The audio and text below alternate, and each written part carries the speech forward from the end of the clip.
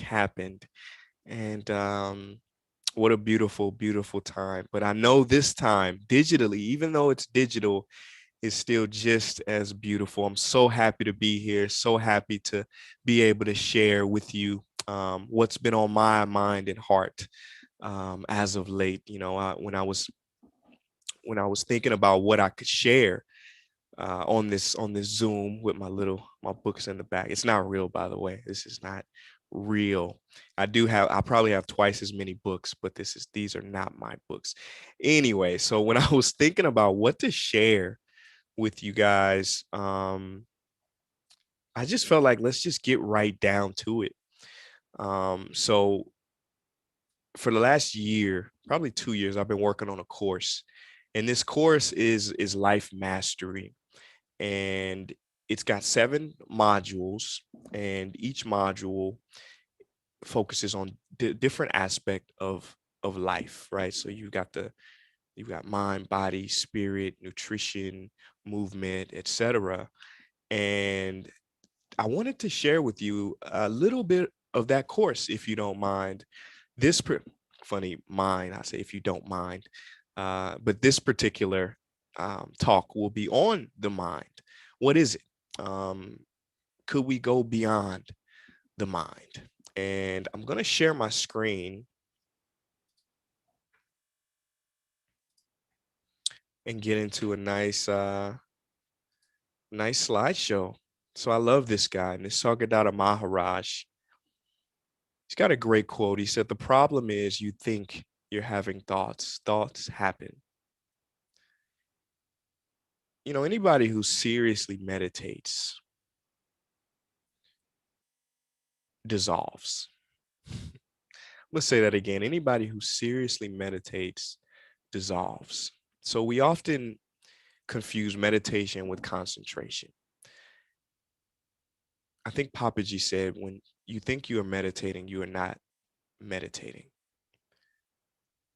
You're, in essence, are concentrating, which has benefited. It can be very beautiful, a very awesome mind training in one pointedness. I think it's fantastic.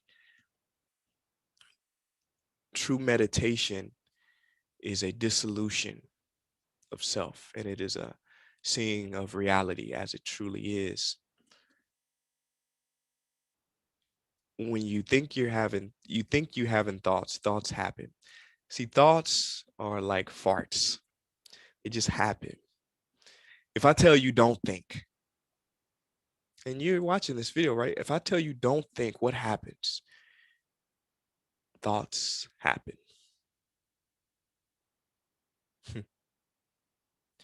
Thoughts appearing as sound in front of consciousness, the sound of your own voice. See, I consider awakening simply the realization that you are not the voice in your head. I consider awakening simply you are not the voice in your head, the recognition, clear recognition. The mind is a reflex, right? It's like hitting your funny bone on your knee, you know, the swing of the leg, it happens automatically. Well, thoughts also happen automatically, triggered by untraceable events.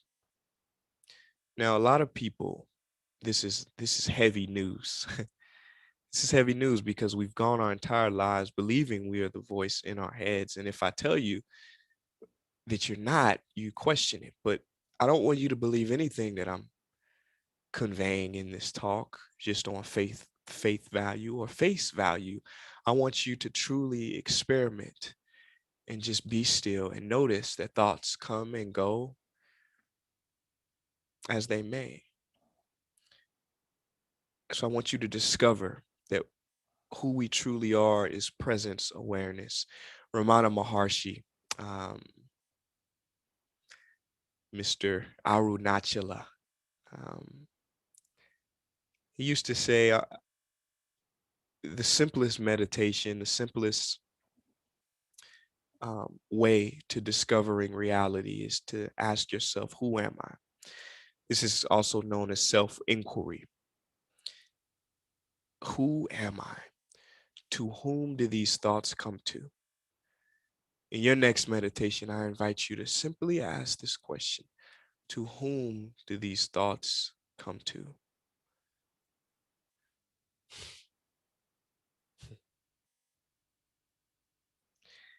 T.S. Eliot, he says, we shall not cease from exploration, and the end of all our exploring will be to arrive where we started and know the place for the first time. To arrive where we started and to know the place for the first time. This is enlightenment. This is often why people who have experienced awakening, they have this big belly laugh, this cosmic joke that Nisargadatta, he says, having never left the house, you have been searching for the way home. Having never even left the house, you have been searching for the way home. It's a joke. It's a big joke. And so ultimately we want to actually let me go back. I want to say one more thing about Ramana Maharshi. There's a story of Ramana Maharshi where a traveler had come to visit Ramana. He came all this way, took 3 planes, he traveled, he went on a real trek. And he sat at Ramana's feet and he said, Master, can you show me who I am? And Ramana, he said, go back to where you came. Go back the way you came. Now, many of the people who were around, they were like, how can this man say this to this guy? He traveled all this way to sit in front of you. How rude. But what he meant was come back the way you came, come back before consciousness, before thought.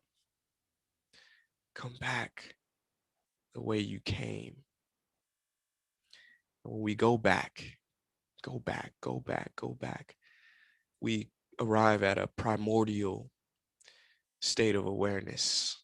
We arrive home. So, in bullfighting, there is a place where if the bull reaches this place, he feels totally safe. It's called a cadencia. And if he reaches this place, he gathers his full strength and he is no longer afraid of the bullfighter, right? The matador, he tries his hardest not to allow the bull to reach this place because this is a place of wholeness, a place of safety, a place of peace, a refuge.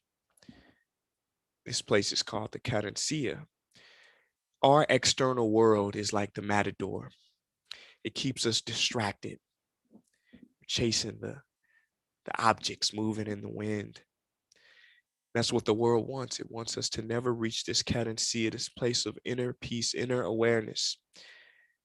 But when we get there, we arrive, no longer dwelling in the past, no longer dwelling on the future, but it's a full stop into presence awareness. Now, what is presence awareness? There's a story from the Buddha. A reporter asked the Buddha, he said, Sir, are you a god? The Buddha says, no. He says, Sir, are you a saint? The Buddha, he says, no. He says, well, what are you? He says, I am awareness. I am awareness. Awareness, guys, is the best self-help technique in the world.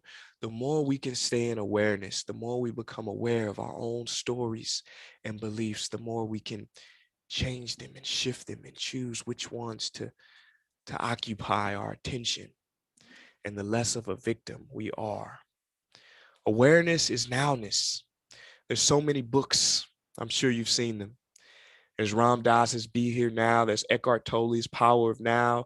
Some people call this place the flow state, right? Athletes, they call it in the zone. In Zen, they call it Mushin. The Taoists, they call it one with Tao, or doing or not doing, when the dance and the dancer merge. All of these teachers, traditions, words are pointing to the same place, that state, that stateless state of presence awareness, where there's no right, there's no wrong, there's no me, there's no others. total presence. Give you an example. I like to use the metaphor that thoughts are clouds passing, right? So for instance, the thought that I'm not worthy. Many of us may feel this thought. Maybe we have felt this thought. But this thought comes and goes. If we ourselves were the thought, then when the thought leaves, we would go too. But we are that which observes the thoughts coming and going in and out of our spacious awareness. You cannot be what you are aware of. In the Tao Te Ching, it says 30 spokes share the hub of a wheel, yet it is the center that makes it useful. You can mold clay into a vessel, yet it is the emptiness that makes it useful. You cut doors and windows from walls of a house, but the ultimate use of a house will depend on the part where nothing exists.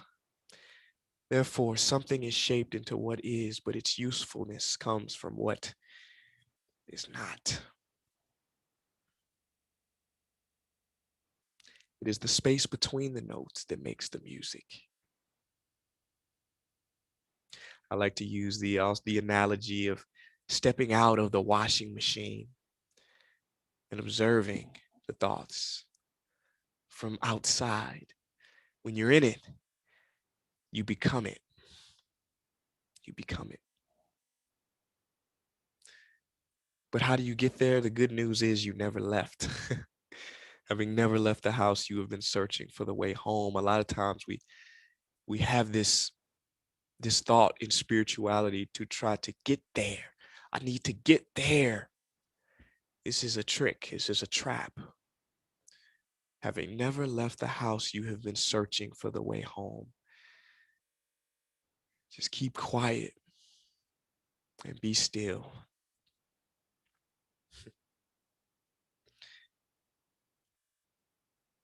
This was the most important message that I felt that I could share for you guys. It is, I believe, the most important message. It is the message of who am I? It is the message that has been carried by sages throughout centuries. And the good news is we're already that. International Yoga Festival members, thank you so much for your presence. Thank you so much for your time, your openness. Namaste.